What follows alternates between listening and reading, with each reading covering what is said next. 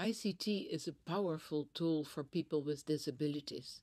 It can help people stay in touch with distant friends and family, look for job opportunities, or access government services. Those who are elderly or infirm can stay active and independent for longer using telehealth services. And amazing new apps can spring up to cater to specific needs like crowdsourced maps showing wheelchair-friendly buildings.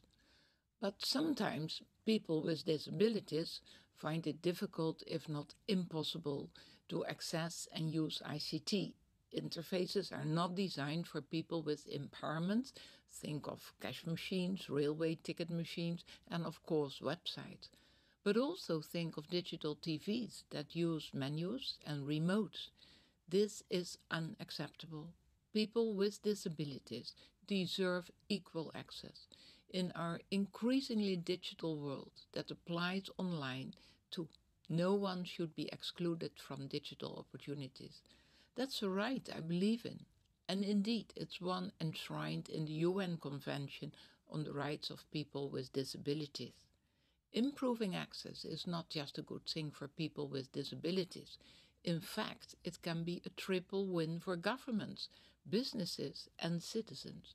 Businesses could get a boost because by making online channels easier to access, they open themselves up to a bigger market. And so could governments, who can offer more efficient e-government services to a wider range of citizens. Plus, once you make websites more accessible, even people without disabilities often prefer to use them. For example, those with older computers, a slow connection, or using their smartphone in a noisy environment.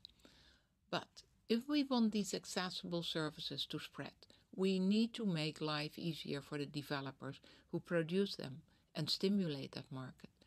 There are already guidelines in this area, but too often they aren't applied or they are used differently across Europe.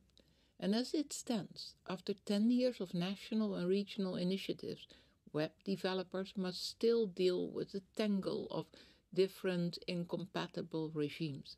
They can't get the economies of scale of easy access to a single market.